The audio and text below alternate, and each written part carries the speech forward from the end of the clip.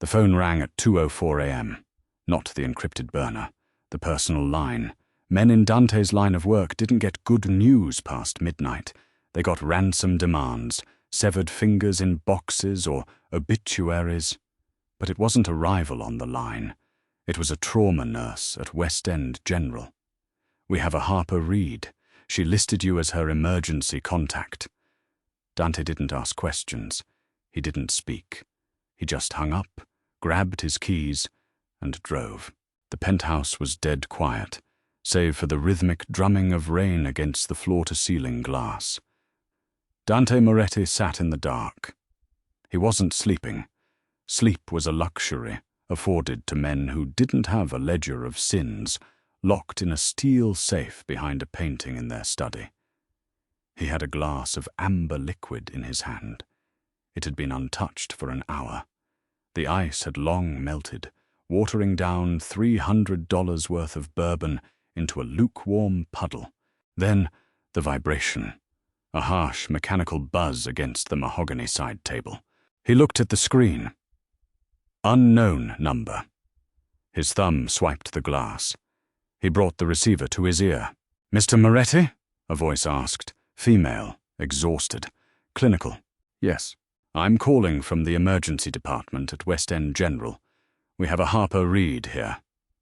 She was brought in by ambulance 20 minutes ago. She listed you as her primary emergency contact." Dante didn't breathe. The silence stretched over the line, heavy and suffocating. The nurse cleared her throat, likely unnerved by the absolute dead air on the other end. "Sir? Are you there? She's currently in stabilization, but we need someone on site to—" Dante lowered the phone. He didn't press end. He just set it face down on the desk. He didn't scramble. He didn't curse. The cold, mechanical part of his brain, the part that had kept him alive through 2 turf wars and a federal indictment, took over. He stood up. He grabbed his keys from the bowl by the door. He bypassed the elevator button for the garage and took his private lift down. The city was a wet, black mirror. Dante drove a heavy, armored Mercedes SUV. The tires hissed over the slick asphalt of the expressway. The streetlights flashed rhythmically through the windshield, casting alternating bands of harsh yellow light and deep shadow across his face. His jaw was set so tight, his teeth ached. Harper. Harper was his secretary. That was her title on paper. In reality, she was the gatekeeper to his entire existence. She managed his legitimate shell corporations, organized his schedule, and knew exactly which politicians preferred cash in manila envelopes and which preferred offshore wire transfers. She typed 90 words a minute. She never asked where the blood on his cuffs came from. She just kept an extra shirt in her desk drawer. She was a civilian. The absolute, undeniable rule of his syndicate was that civilians were untouched. You shoot a man in the street, you take his territory. You don't touch his family. You don't touch his staff. Someone had broken the rule. He ran 3 red lights. He didn't look for cross-traffic. He didn't care. The engine roared, a low, guttural sound that matched the violent pressure building in his chest. West End General was a brutalist concrete block sitting on the edge of a dying neighborhood. The emergency room entrance was bathed in flickering, jaundiced fluorescent light. Dante parked the Mercedes directly in the ambulance bay, ignoring the blaring horn of an arriving paramedic unit. He killed the engine, stepped out into the freezing rain, and walked through the automatic sliding doors. The ER waiting room smelled like cheap coffee, wet wool, and copper. It was packed. A drunk slept across 3 plastic chairs in the corner. A mother rocked a crying infant. The triage desk was fortified behind an inch of scratched plexiglass. Dante walked straight to the front of the line, stepping past a man nursing a wrapped, bloody hand. "Hey pal, there's a line," the man grumbled. Dante didn't even look at him. He just stopped, turned his head a fraction of an inch, and let his eyes rest on the man's face. It was a dead, hollow stare. The kind of look a slaughterhouse worker gives a side of beef. The man swallowed hard, took a step back, and suddenly found his shoes incredibly interesting. Dante turned back to the glass. The triage nurse looked up, annoyed, a clipboard in her hand. "Name and date of birth for the patient?" she recited, bored. "Harper Reed," Dante said. His voice was low. It barely carried over the hum of the vending machines, but it held a density that made the nurse stop writing. She looked at him, really looked at him. She took in the custom-tailored charcoal suit, the heavy wool overcoat dripping water onto the linoleum, the absolute stillness of his posture. "You're the emergency contact," she guessed. She typed something into a keyboard. She was moved to Trauma 3. "You can't go back there right now, sir. You'll need to wait until a doctor comes out to speak with—" Dante walked away before she finished her sentence. He bypassed the security desk, slipped through the double doors marked "Authorized Personnel Only," and entered the sterile chaos of the treatment floor. Nurses hurried past, carrying trays of gauze and IV bags. Monitors beeped in a discordant symphony of human suffering. He walked down the corridor. Trauma 1, Trauma 2, Trauma 3. The privacy curtain was pulled halfway back. A doctor in blue scrubs was writing on a chart at the foot of the bed, and there was Harper. She looked incredibly small. That was the first thing that struck him. Harper was a tall woman, usually radiating a sharp, impatient energy. She commanded boardrooms with a glare and sent hardened street captains packing with a single raised eyebrow. Now, swallowed by the massive mechanical hospital bed, she was just a fragile collection of bones and pale skin. This wasn't the movies. There wasn't a neat, aesthetic scratch across her cheek. The reality of violence was ugly, and it was painted all over her. The left side of her face was severely swollen, the skin turning a mottled, sickening shade of purple and black. Her bottom lip was split in 2 places, crusted with dried blood. A thick white bandage was taped over her left eyebrow, and a cervical collar secured her neck. An IV line snaked into the back of her bruised hand. Her clothes, the crisp navy blue blouse she had worn to the office yesterday, were gone, replaced by a thin, faded hospital gown. Dante stepped into the room. His shoes made no sound on the tile.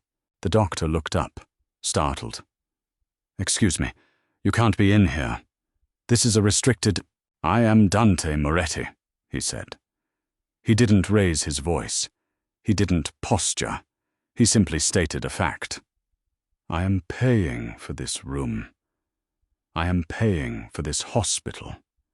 You are going to tell me exactly what is wrong with her, and you are going to do it right now." The doctor, a tired-looking man in his 50s, paused.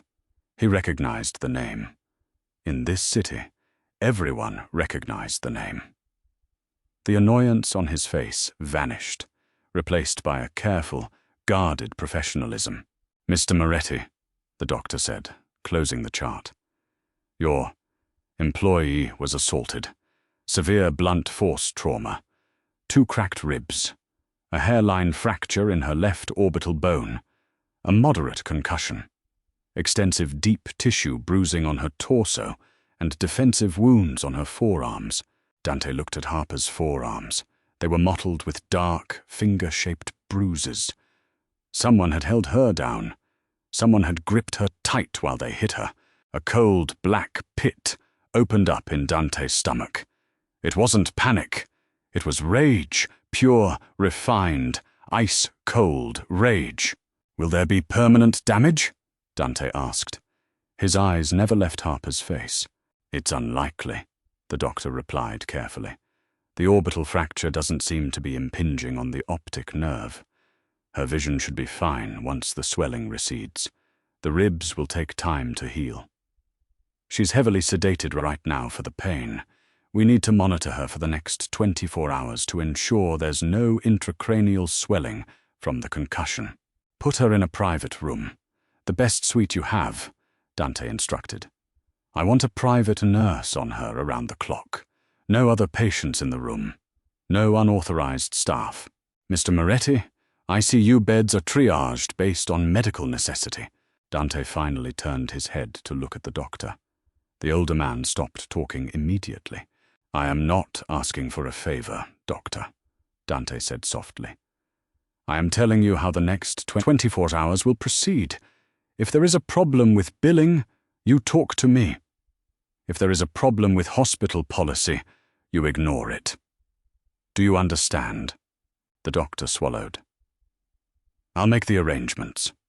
He slipped out of the room, eager to be away from the suffocating pressure of Dante's presence. Dante was left alone with her. He moved a hard plastic chair to the side of the bed and sat down. He didn't touch her. She looked like she would shatter if he applied even a fraction of an ounce of pressure. He just watched the steady, rhythmic rise and fall of her chest under the thin blanket. He knew exactly what this was. This wasn't a mugging. Muggings were quick. A gun in the ribs, a snatched purse, a shove to the pavement. The defensive wounds, the targeted blows to the face. This was a beating. This was a message. Harper had been working for him for 3 years. She knew the risks of proximity to a man like him. He had warned her during her interview. He had looked across his massive oak desk at this sharp, cynical woman with a stellar resume and told her, point blank, that his business was legitimate on paper. But the people he dealt with were animals. I've worked in corporate law for 5 years, Mr. Moretti, she had replied, not blinking. I assure you, I'm used to animals. At least your associates are upfront about it. She had handled everything perfectly. She kept the books clean. She kept his schedule tight. But more than that, she had become the only quiet place in his violently loud life. When a shipment was seized, when a turf war left 3 of his men dead, he would walk into the office, and she would simply hand him a black coffee. No questions, no fear, just a steady, unshakable anchor in his chaotic world. He had let himself believe she was safe. He had surrounded her with the invisible shield of his reputation. Nobody touches Dante Moretti's people. That was the rule. And now, looking at the dried blood on her split lip, he realized the rule had failed. His reputation hadn't protected her. It had put a target on her back. He leaned forward, resting his elbows on his knees, his hands clasped loosely together. He stared at the floor. The linoleum was scuffed. He was going to kill them. Whoever did this. He wasn't going to delegate it. He wasn't going to send a crew. He was going to find the men who put those bruises on her arms, and he was going to take them apart with his bare hands. The heart monitor beeped steadily. Time lost its meaning. The harsh fluorescent lights buzzed. Dante didn't move. He sat there, a gargoyle carved from stone and expensive wool, waiting for her to wake up. It was 6:15 a.m. when she finally stirred. The grey light of a miserable, rainy dawn was beginning to seep through the gap in the window blinds. Dante hadn't slept. He hadn't touched his phone, though he knew his lieutenants would be looking for him soon. His entire focus was locked on the bed. Harper groaned. It was a small, fractured sound. Her head rolled slightly on the pillow. Her right eye fluttered open. The left was too swollen to move. She blinked, the medication making her gaze unfocused. She stared at the ceiling panels for a long moment, her breathing shallow and ragged as the pain began to push through the heavy blanket of painkillers. Then she turned her head. She saw him sitting in the chair. She didn't gasp, she didn't cry. Harper just let out a long, exhausted breath. "You're here," she whispered. Her voice sounded like crushed glass. It lacked its usual crisp authority. "I'm here," Dante replied. He didn't move closer. He stayed exactly where he was.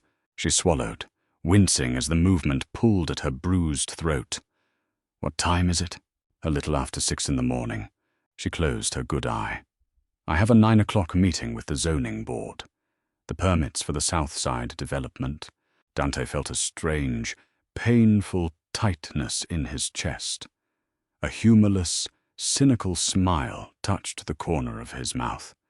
She was lying in a hospital bed with cracked ribs and a fractured face, and she was worried about a corrupt city planner's permit meeting. "The meeting is cancelled, Harper," he said softly. "The schedule is cleared." She tried to push herself up on her elbows.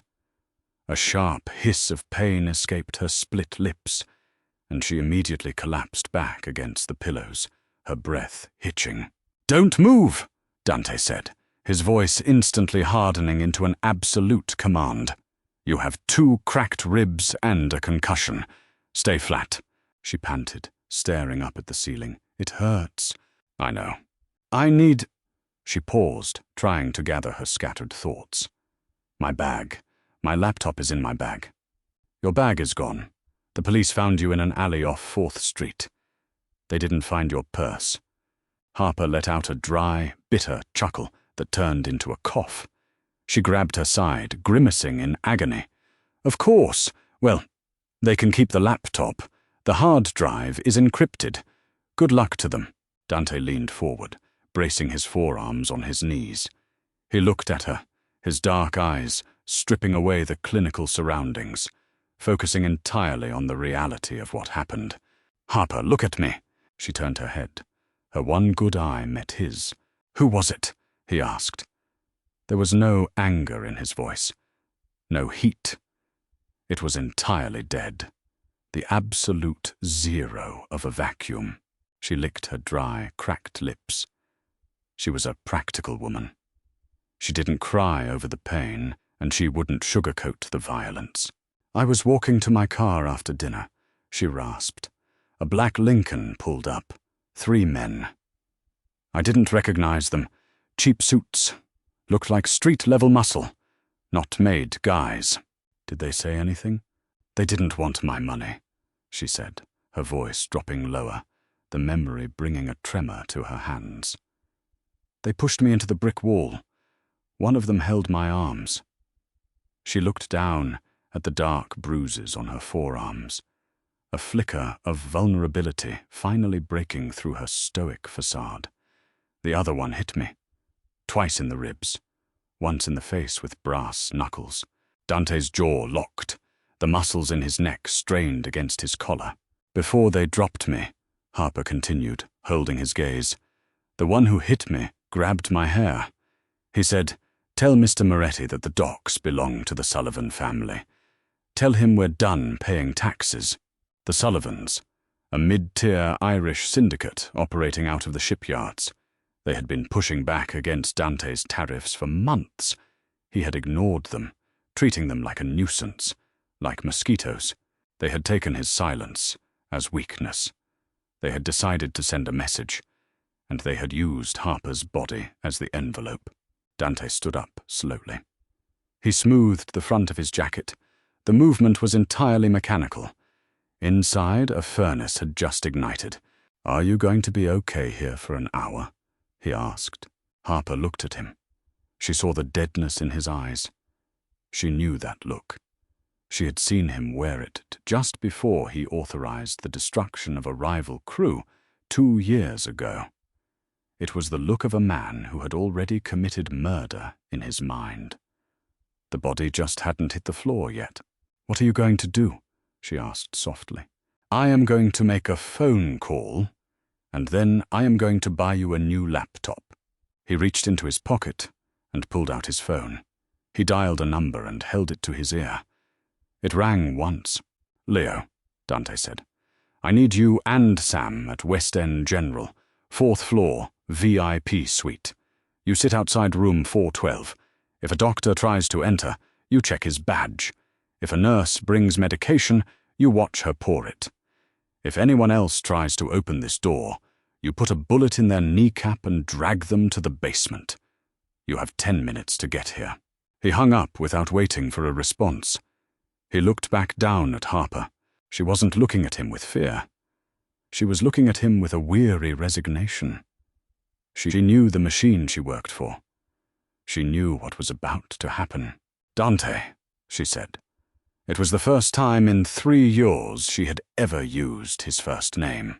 He paused, his hand on the door handle. He didn't turn around. "Be careful," she whispered. He didn't answer. He didn't offer a reassuring platitude. He just opened the heavy wooden door and walked out into the corridor. The hospital staff gave him a wide berth, instinctively moving away from the cold, suffocating aura of violence that radiated from him. Dante Moretti walked out of the hospital, into the freezing dawn rain, to start a war. The rain turned from a steady drizzle into a relentless, freezing downpour by the time Dante's Mercedes reached the shipyard.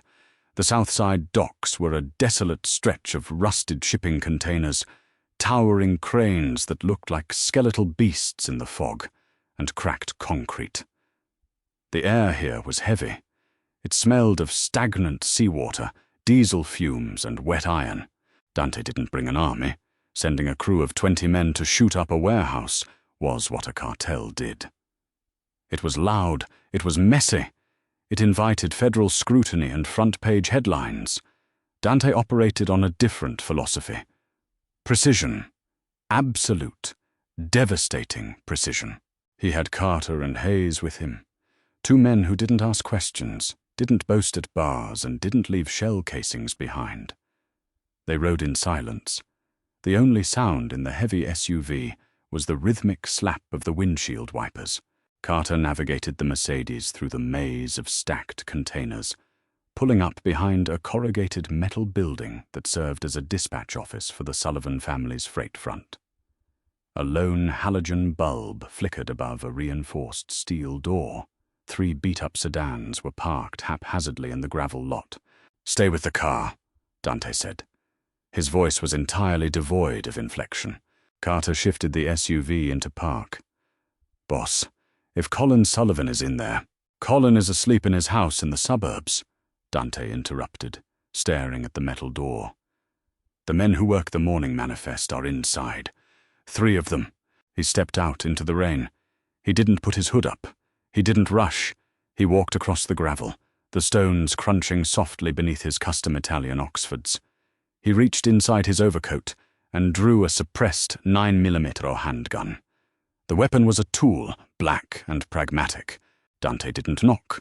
He lifted a heavy boot and kicked the steel door directly below the deadbolt.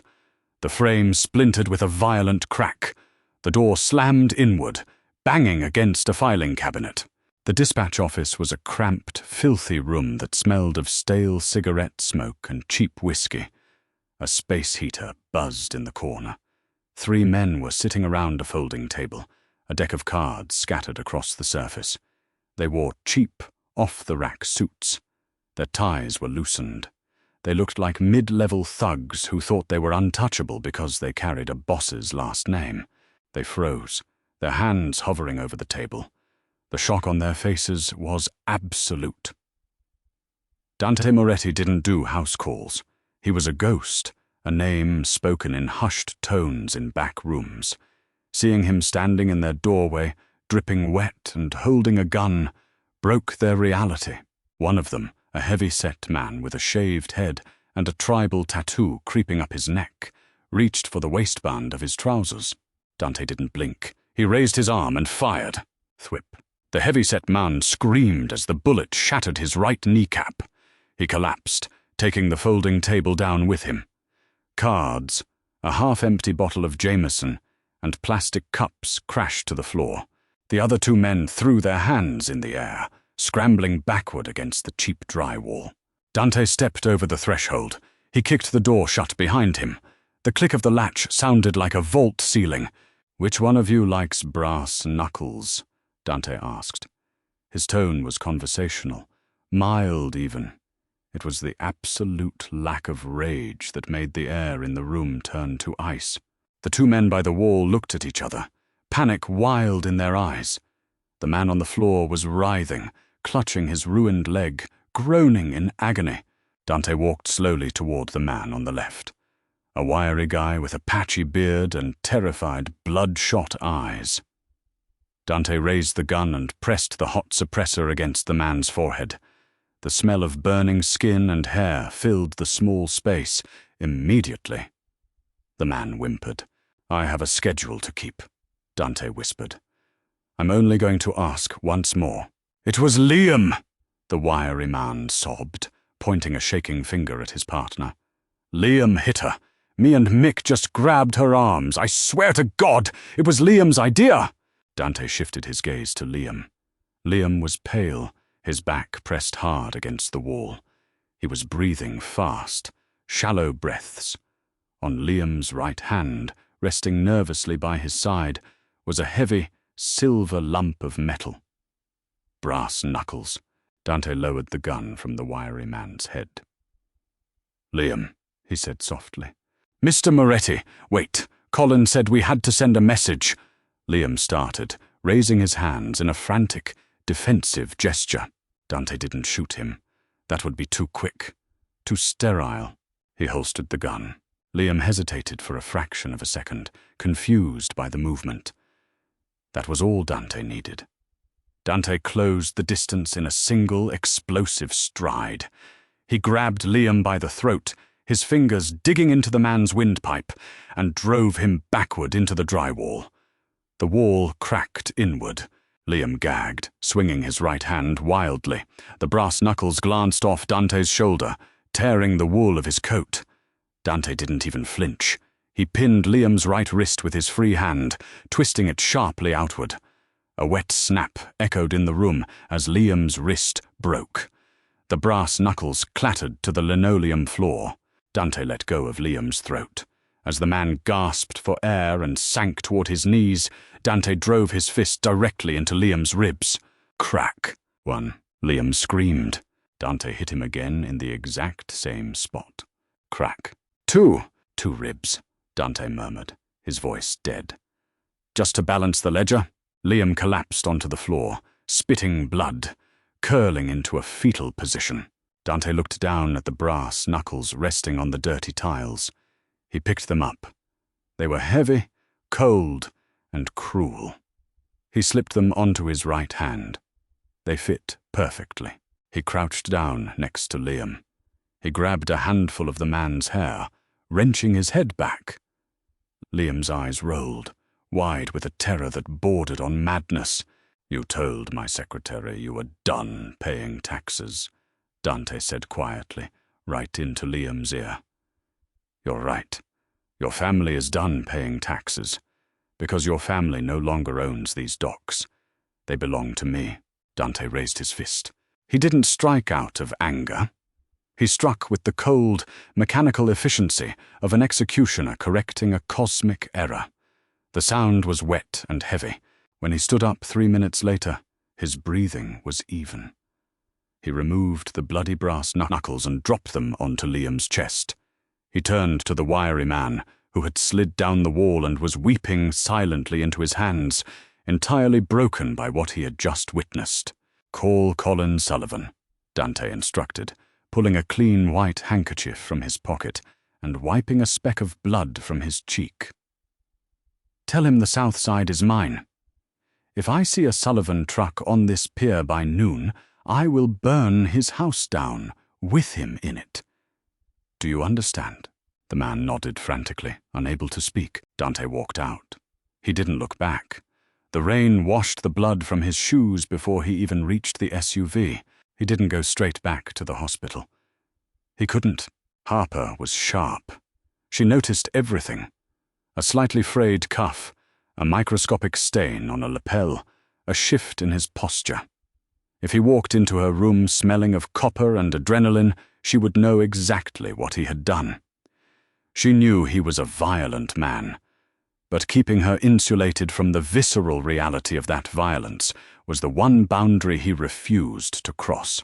Carter drove to a safe house in the Diamond District. It was a sterile, high-end apartment, used purely for transitions.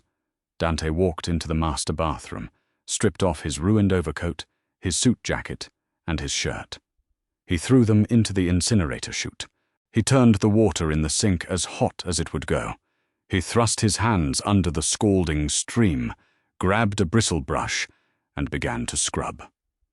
The water running down the porcelain drain turned a pale, diluted pink, then clear. His knuckles were raw, the skin split across the bone of his index and middle fingers, the physical cost of using his bare hands. He dried his hands, put on a fresh, pressed black shirt from the closet, and slipped into a spare suit. He checked his reflection in the mirror. His eyes were hollow. The adrenaline was fading, leaving behind the heavy, familiar exhaustion that always followed a correction. He felt hollowed out. A machine running on fumes.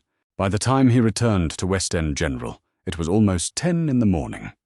The hospital was fully awake now. The corridors bustled with visitors, food carts, and paging doctors. Dante stepped off the elevator onto the 4th floor. Leo was sitting in a hard plastic chair outside room 4412, a magazine open in his lap. Leo was a mountain of a man, his suit tailored to hide the bulk of a shoulder holster.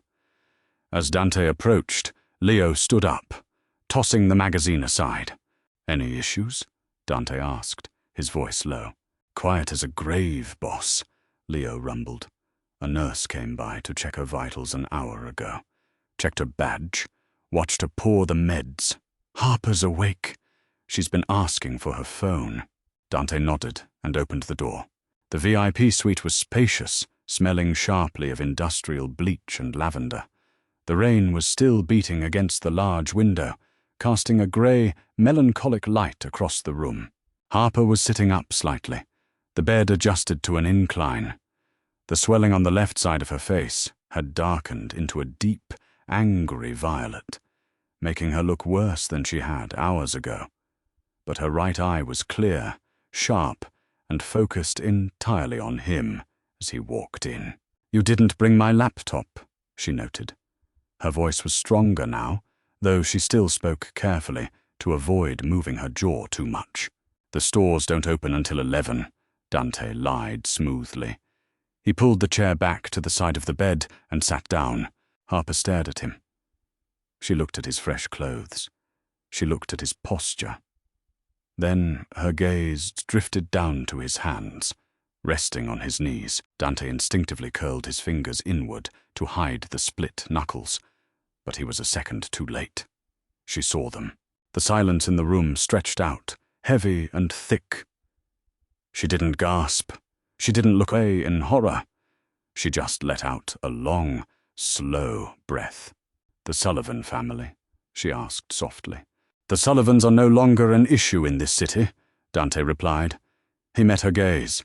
He wouldn't lie to her about the macro-level facts, even if he hid the micro-level brutality. "They've surrendered the docks. Their leverage is gone." Harper closed her eyes. She leaned her head back against the pillow. "You started a war over a bruised secretary." "No," Dante said. The word hung in the air, absolute and unyielding. "I ended a war before they even knew they started it. And you are not just a secretary." She opened her good eye and looked at him. The clinical detachment that usually governed their professional relationship was fracturing. The sterile walls of the hospital room seemed to compress, pushing them closer together. "Then what am I, Dante?" she asked. It wasn't a challenge. It was genuine exhaustion, a desperate need to understand why a man who treated human life like currency had torn the city apart for her. Dante didn't answer immediately. He looked at the monitors, watching the steady green line of her heartbeat. He didn't know how to articulate it. He didn't have the vocabulary for softness. He only knew how to acquire, protect, and destroy. "You are the only thing in my life that isn't broken," he said finally. His voice was barely a whisper. It was the most vulnerable thing he had ever admitted out loud. Harper stared at him. The cynical, sharp-tongued woman who ran his empire was entirely disarmed. She saw past the tailored suit, past the cold eyes, past the blood on his hands. She saw the heavy, suffocating isolation of the throne he sat on. She slowly reached her right hand out toward him. Her fingers trembled slightly, a side effect of the trauma and the painkillers. Dante froze. He looked at her hand, hovering over the edge of the mattress. Slowly, deliberately, he unclasped his own hands. He reached out and gently wrapped his large, bruised fingers around hers. Her skin was warm. "Your knuckles are bleeding," she noted quietly, looking at the faint smear of red on his cuticles. "It's nothing. There's antibacterial ointment in the bathroom," she told him, her tone shifting back to the authoritative organizer he knew so well, though it was softened by a deep, underlying tenderness. "Go wash them. You're no good to me if you catch staph in a hospital." Dante felt a strange, unfamiliar sensation in his chest. A lightness, a crack in the ice. He looked down at their joined hands, terrified that if he squeezed too hard, he would break her. "I'll wash them," he said. But he didn't move. He stayed right there, holding her hand, anchoring himself to the only quiet place he had left in the world. 3 weeks later, the penthouse office was a masterclass in modern minimalism. Floor-to-ceiling glass overlooked the skyline, the city sprawling out below like a circuit board of light and ambition. The massive oak desk in the center of the room was covered in ledgers, printed manifests, and a brand-new silver laptop. Harper was back at work. She sat in the leather chair, typing with a steady, rhythmic clatter.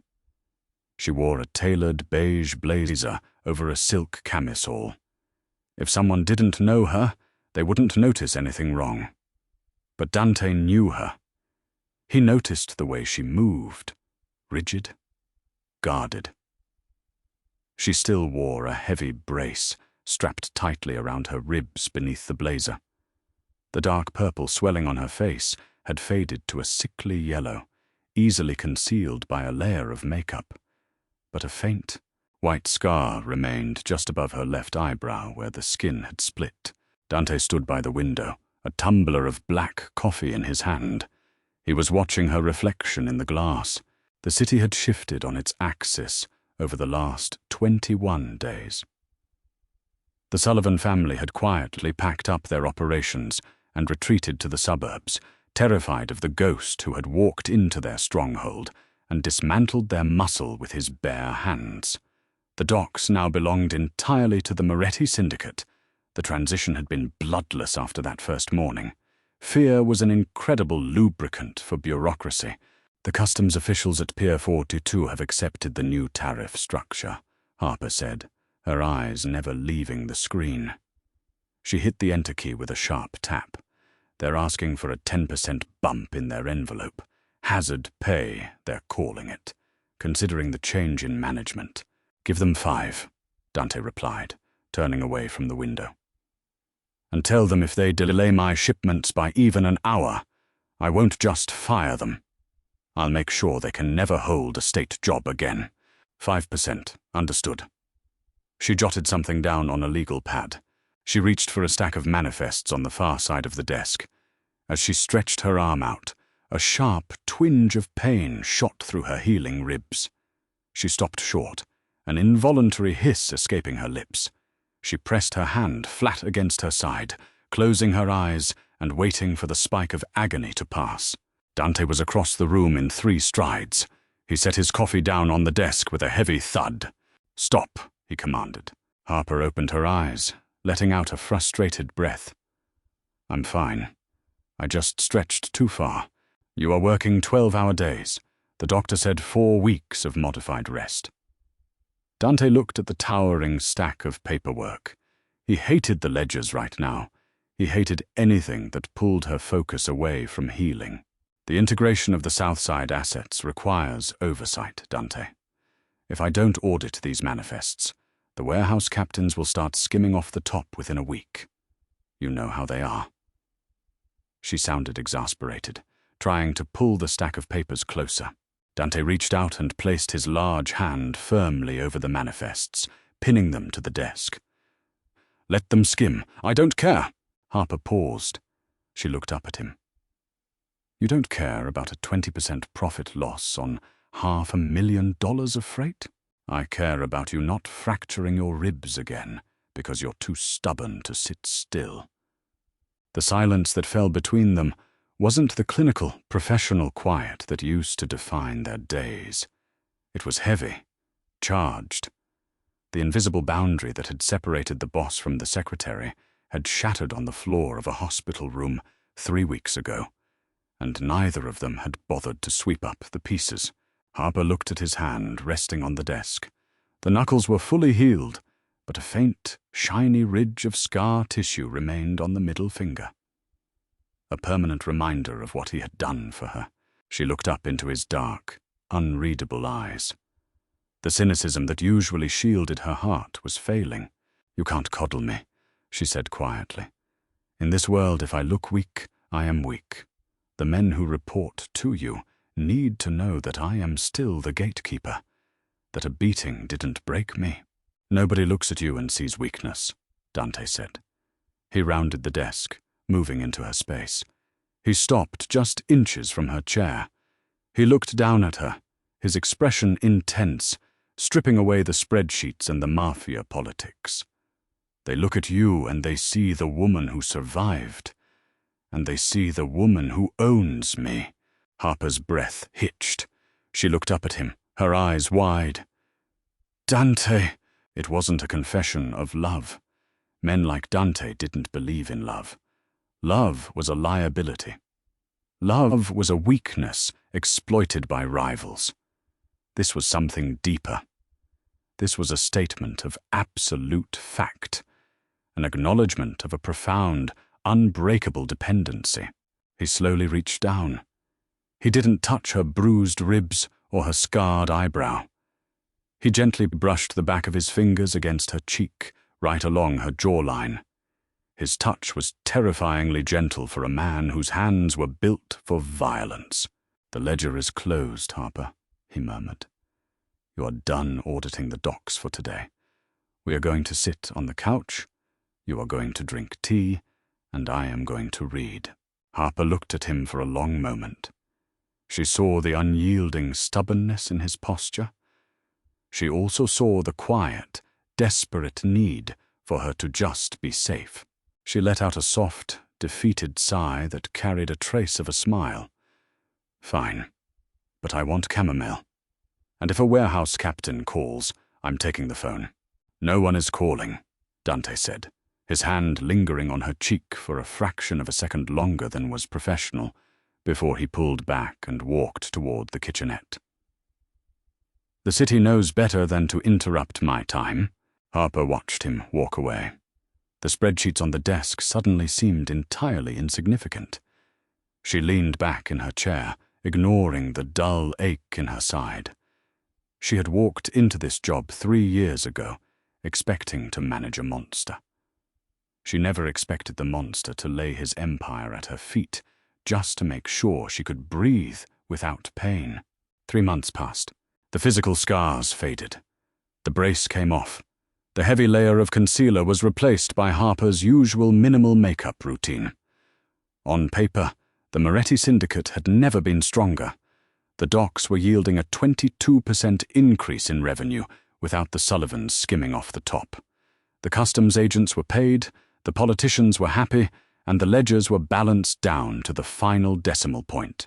But beneath the surface, the water was turbulent. The city's underworld is an ecosystem built entirely on perception. Dante's violent, disproportionate reaction to a street-level assault on a civilian employee had sent a shockwave through the ranks. Some of the older capos saw it as a terrifying display of absolute power, a reminder that Dante Moretti was not a man bound by traditional mob etiquette. Others saw it differently. They saw a blind spot. They saw a man who had broken the unwritten rules of measured retaliation for a woman. In this life, a woman you burn down a rival family for isn't a secretary. She's a vulnerability. Richard Donovan was one of the latter. Donovan ran the North Side casinos. He was a relic of a bygone era, a heavy, florid man who wore pinky rings, smoked cheap cigars indoors, and believed a woman's place in the business was either laundering cash in a back room or fetching drinks. He had tolerated Harper because Dante demanded it. But the shipyard incident had festered in Donovan's mind. He began to test the boundaries, probing for the weakness he was certain existed. It started small. Manifests submitted 2 days late. Envelopes light by a few $100s. Minor infractions designed to see if Harper still had the authority to enforce Dante's will, or if she was now just a protected pet. It was a Tuesday afternoon. The sky outside the penthouse windows was a bruised, heavy, purple, threatening sleet. Harper sat at the massive oak desk. Dante was downtown, meeting with a federal judge who had a gambling problem. The private elevator pinged. The heavy steel doors slid open. Donovan stepped out. He didn't have an appointment. He didn't wait for Leo to announce him. He just walked into the center of the office, trailing the acrid smell of stale tobacco. He dropped a manila envelope onto Harper's desk. It hit the polished wood with a dull, unimpressive thud. "Northside Collections," Donovan grunted, not bothering to take off his fedora. He looked around the immaculate office, his lip curling slightly. "Where's the boss?" Harper didn't look up from her laptop. Her fingers continued their rapid, flawless rhythm across the keys. "Mr. Moretti is unavailable," she stated. Her voice was cool, stripped of any inflection. "And you are 48 hours late, Richard," Donovan chuckled. A wet, rattling sound in the back of his throat. He leaned his heavy hands on the edge of her desk, invading her personal space. "We had a slow weekend, sweetheart. The high rollers stayed home. Tell Dante the envelope is light by $5,000. We'll make it up next month." Harper finally stopped typing. She slowly lifted her gaze. Her eyes were sharp, devoid of the fear Donovan was so desperately trying to provoke. She didn't lean back in her chair. She didn't retreat. She simply looked at the envelope, then at Donovan. "The envelope isn't light because of a slow weekend, Richard," she said softly. "The envelope is light because you diverted $5,000 to cover a private debt at the track on Sunday afternoon. The third race. A horse named Ironclad." He broke his stride on the final turn. Donovan's face went rigid. The smug smile evaporated, replaced by a sudden, ugly flush of red creeping up his thick neck. "What the hell are you talking about?" "I'm talking about your catastrophic inability to cover your tracks," Harper replied. She reached into a drawer, pulled out a heavily redacted bank statement, and slid it across the desk toward him. "You used a syndicate front account to wire the bookie. That is a direct violation of protocol." "You spying on me?" Donovan sneered, his voice dropping an octave, taking on a dangerous, gravelly edge. He pushed himself off the desk, towering over her. "You think because Dante went off the reservation to save your neck, you can sit here and play auditor with my books? You're a glorified typist." Harper didn't flinch. She had survived 3 men in a dark alley. An overweight, aging gangster trying to intimidate her with a loud voice was nothing but static. "I am the gatekeeper of this syndicate," Harper corrected him, her voice perfectly level. "Which means I know that while you are standing here puffing your chest out, your casino floor is currently under investigation by the State Gaming Commission for a liquor license violation you failed to disclose." Donovan froze. "You have until 5 o'clock today to return the $5,000 you stole from this family, plus a 10% penalty for the delay," Harper continued, leaning forward slightly. "If the money is not in this office by 5:01 p.m., I will freeze every front account associated with your casinos. I will alert the Gaming Commission to the exact location of your untaxed liquor storage. And then I will tell Dante." She paused, letting the silence stretch out, watching the reality of his situation crash down on him. "And you know exactly what Dante does to men who steal from him," she whispered. Donovan stared at her. The bluster was entirely gone, replaced by a cold, crawling terror. He wasn't looking at a secretary anymore. He was looking at the architect of his own destruction. He swallowed hard, the pinky ring on his right hand catching the dull light as his fist clenched and unclenched. 5 o'clock, Donovan muttered. He turned on his heel and walked back toward the elevator, his posture entirely defeated. Harper watched the steel doors close. She let out a slow, controlled breath, allowing the adrenaline to bleed out of her system. She reached for her coffee cup. Her hand was perfectly steady. She took a sip. Then she noticed the reflection in the floor-to-ceiling window to her right. Dante was standing in the doorway of his private study. The door had been open the entire time. Dante didn't say a word. He stepped out of the shadows of the study, the heavy wooden door clicking shut behind him. He walked across the expansive office, his footsteps completely silent on the thick Persian rug. He wore a midnight blue suit that seemed to absorb the dim light of the afternoon. Harper set her coffee cup down. She didn't apologize. She didn't offer an explanation. She simply waited for the verdict. Dante stopped at the edge of her desk. He looked at the manila envelope Donovan had discarded, then at the printed bank statement. He didn't pick either of them up. His eyes, dark and unreadable, locked onto hers. "You didn't tell me he was skimming," Dante said. It wasn't an accusation. It was a statement of fact. "I discovered the discrepancy this morning," Harper replied calmly. "I was verifying the routing numbers before I brought it to your attention. I don't give you incomplete problems, Dante. I give you solutions. You threatened to dismantle his entire operation over $5,000. I threatened to dismantle his operation because he mistook my presence behind this desk for weakness," she countered, her chin lifting a fraction of an inch. "If I let him walk out of here with a light envelope, tomorrow it's 10,000. Next week, a rival family hears that your capos are openly disrespecting your front office. The rot starts at the edges. I simply cut it off." Dante stared at her. For a man who had built an empire on violence, the concept of a partner, a true equal in the ruthless arithmetic of their world, was entirely foreign. His lieutenants obeyed out of fear. His enemies stayed quiet out of self-preservation. But Harper? Harper didn't fear him. She understood him. He moved slowly, walking around the massive desk. Harper tracked his movement, her breath shallowing just a fraction as he entered her immediate space. He stopped beside her chair. He rested one hand on the polished oak of the desk, leaning down slightly. The scent of rain, expensive cologne, and something distinctly metallic clung to him. "If he hadn't backed down," Dante murmured, his voice so low it was almost a vibration against her skin. "If he had decided to call your bluff, what was your next move?" Harper turned her head. Their faces were inches apart. She could see the faint, silvery scar running through his left eyebrow, a mirror to the one now barely visible above hers. "It wasn't a bluff," she stated flatly. "I already drafted the anonymous email to the Gaming Commission. It's sitting in my outbox. All I had to do was press send.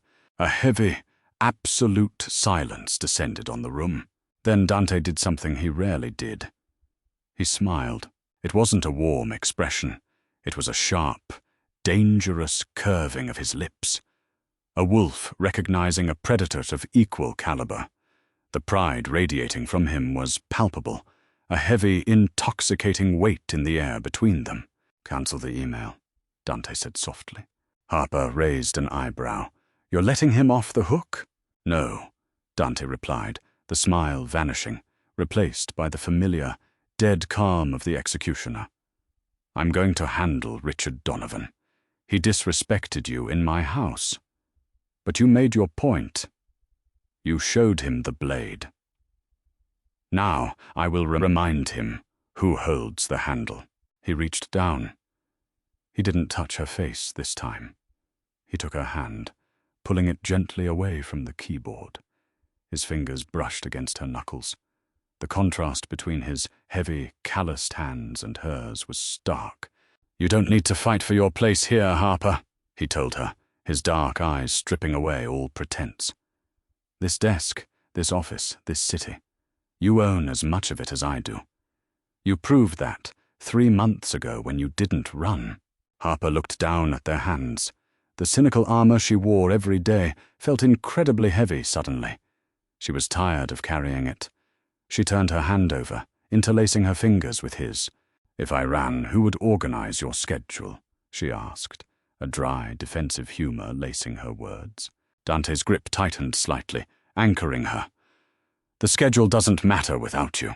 It was the closest thing to a confession a man like Dante Moretti was capable of. A brutal, uncompromising truth. He wasn't offering her romance. He was offering her his complete, undivided allegiance. "Go home, Harper," Dante instructed gently, releasing her hand. "The day is over. It's only 3 in the afternoon, and by 4, I will be having a very loud conversation with Donovan in the basement of his casino," Dante said, straightening up, adjusting his cuffs. The mechanical, cold part of him was clicking back into place. "You don't need to be here for the paperwork." Harper looked at him. She knew exactly what that conversation entailed. She didn't try to stop him. She didn't flinch. She simply nodded, closing her laptop. "I'll see you tomorrow," she said. "Tomorrow," Dante agreed. He watched her gather her coat and bag. He watched her walk to the elevator. He didn't look away until the steel doors closed, sealing her safely away from the violence he was about to unleash. Winter settled over the city, turning the streets into arteries of black ice and dirty snow. The underworld adapted to the cold. The Moretti Syndicate continued to operate with the ruthless efficiency of a Swiss watch. Richard Donovan was no longer a problem. He had chosen early retirement, relocating to a quiet community in Florida, with a sudden, unexplainable limp and a profound fear of the dark. The other capos took the hint. Envelopes arrived on time. Manifests were flawless. Harper's authority was never questioned again. It was a Friday night in late January. The penthouse office was quiet, the only sound the low hum of the heating system, fighting against the bitter chill radiating from the glass walls. It was 11:45 p.m. Harper was sitting on the leather sofa in the corner of the room, her shoes kicked off, her feet tucked under a heavy cashmere throw. She had a tablet in her lap, reviewing the quarterly projections for their legitimate real estate holdings. Dante was at the desk, signing off on a stack of wire transfers. He wore a white dress shirt, the sleeves rolled up to his forearms, his tie discarded hours ago. He looked tired. The deep circles under his eyes spoke of a week spent navigating a tense standoff with a Colombian cartel trying to muscle into the port. He capped his fountain pen with a sharp click. He pushed the folders away, rubbing the bridge of his nose. Harper looked up from her screen. She didn't say anything. She just watched him. Over the last 6 months, their dynamic had settled into a quiet, unspoken rhythm. The boundary between boss and employee had dissolved entirely, replaced by a partnership built on absolute trust and shared isolation. They didn't go on dates. They didn't hold hands in public. Their world didn't allow for conventional vulnerability. Their intimacy existed entirely within these walls. In the quiet moments between the chaos, Dante stood up from the desk. He walked over to the antique liquor cabinet. He poured 2 fingers of bourbon into a crystal glass. He paused, holding the decanter, and glanced over his shoulder at her. Harper shook her head slightly. "Just water, please." He poured a glass of sparkling water, adding a single cube of ice. He walked over to the sofa and handed it to her. Instead of returning to his desk, he sat down heavily on the opposite end of the couch. He stared out at the city skyline. The lights were a blurred, beautiful mosaic through the lightly frosted glass. "The Colombians agreed to the terms," Dante said quietly, breaking the silence. "They'll use our logistics network for their northbound freight. We take 15% off the top." That's higher than the initial projection, Harper noted, setting her tablet aside. They usually don't concede past 10. I made it clear that using our port was a privilege, not a negotiation. Harper took a sip of her water. Did you have to break anything to make that point? Dante turned his head to look at her. The exhaustion in his eyes was tempered by a faint, genuine warmth that only she ever saw. Just a few egos. Nothing expensive. He let his head rest back against the leather sofa. The silence stretched between them again, comfortable and heavy.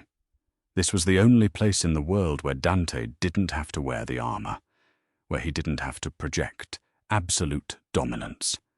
He could just be tired.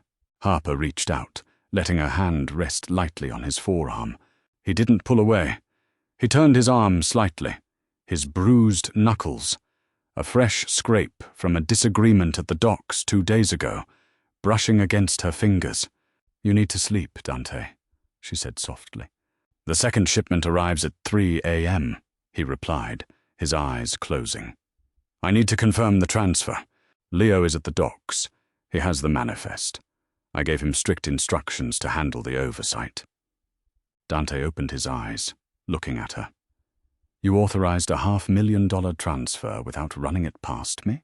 You were asleep, she said simply.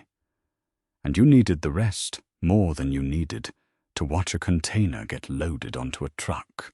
He stared at her for a long moment. Anyone else in his organization making that kind of unilateral decision would be found in the trunk of a car by morning. But Harper wasn't anyone else. She was the other half of his brain.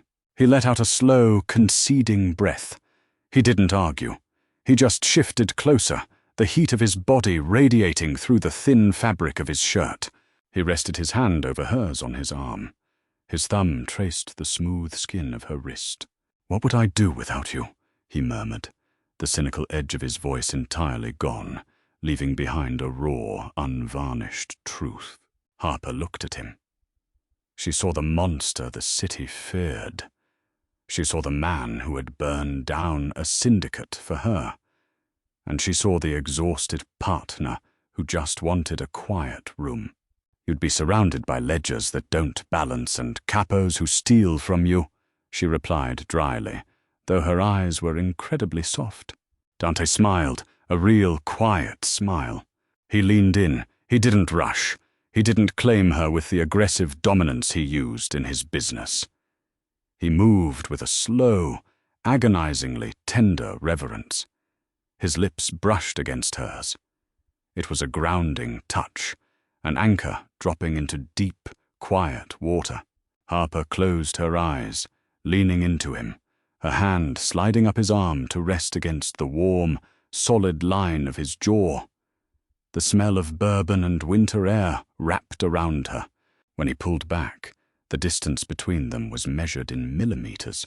Stay, Dante whispered. It wasn't an order. It was a request. I'm not going anywhere, Harper answered. She pulled the cashmere throw over both of them. Dante let his head rest against her shoulder, his heavy, dangerous frame finally relaxing. Outside, the city continued its relentless, violent churn. The cold wind howled against the glass, trying to find a way in, but inside the penthouse, the war was over. The ledgers were closed. The Mafia boss and his secretary sat in the dark, entirely insulated by the brutal, unyielding loyalty they had built together. They didn't need a fairy tale ending. They had survived the reality of their world, and they had claimed it as their own. That's how you rewrite the rules of a Mafia romance. No damsels, no compromises, just pure, unapologetic loyalty and lethal precision. If Dante and Harper's evolution from cold professionals to unstoppable partners kept you hooked, hit that like button right now. Share this story with anyone who craves a grounded, gritty dynamic where the female lead is just as ruthless as the boss. Don't forget to subscribe and turn on notifications so you never miss a drop. Drop a comment below. Who do you think is really running the city now? See you in the next one.